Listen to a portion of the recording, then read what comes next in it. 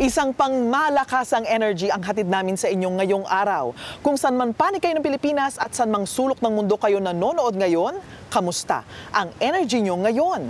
Ako po si Jasmine Romero at welcome sa programang Full of Energy. Basta enerhiya, sagot kita!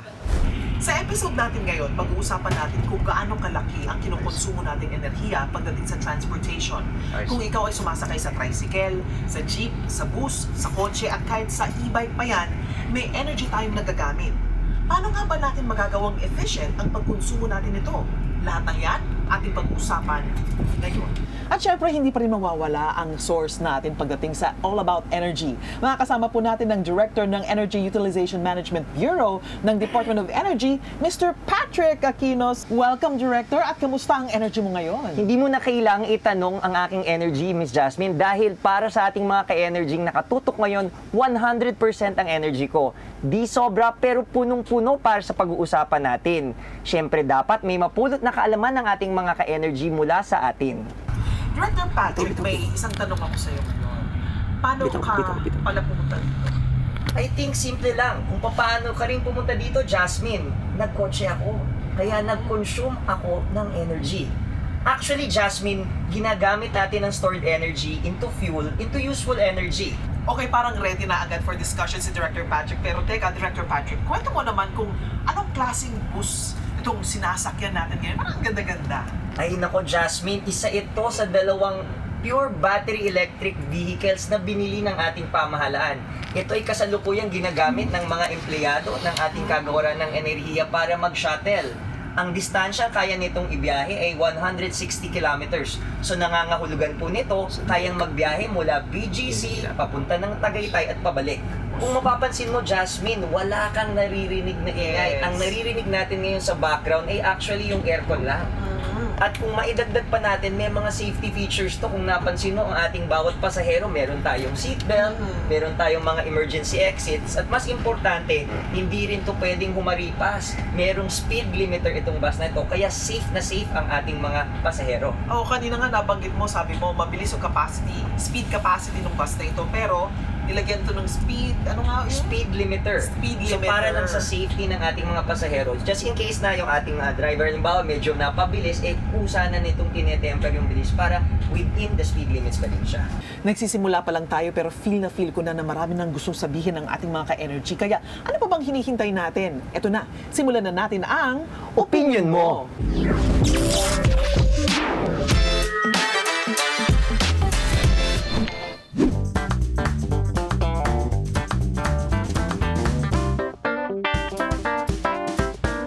Mga Pinoy, sanay sa biyahe. Kanya-kanyang paraan, makarating lang sa paroroonan. Kaya kahit anong travel pa yan, basta't may sasakyan, game tayo dyan. Pero ngayong napakamahal na ng presyo ng petrolyo, panahon na nga ba para mag-switch sa electric vehicle? Ano kaya ang opinyon ng ating mga ka-energy? Mas piliin ko, ma'am, yung tipid yung yung electric. I-charge mo lang, tapos yung gas ngayon, magagas ka tricycle, sobrang mahal yung gas. Sa Pilipinas, tingin ko mas convenient yung gasolina kasi wala pa naman tayo ng mga electric station for electric vehicle. Mas maganda po yung mga sa electric kasi nga po yung sa environment nga po natin. Mas okay na po yung china-charge lang po na ginagamit kaysa po yung sa ginagamitan ng gas. Traditional pa rin sa akin as long as malayo yung travel. Sa battery naman sa short distance possible.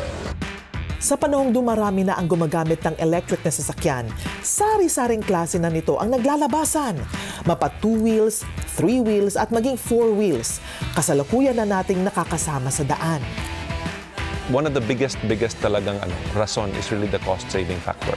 Pros and cons of electrical vehicles. Number one is malaki yung tipid nyo sa gas, malaki yung tipid nyo sa preventive maintenance expenses. Number two, environment. Dahil sa tambucho, we are basically polluting our environment. Number three is noise pollution. Electric vehicles is generally more quiet, more clean, as compared to gas cars and diesel cars. So in reference to electric vehicles, isa sa mga problema ng electric vehicles is yung sinasabi nating range anxiety.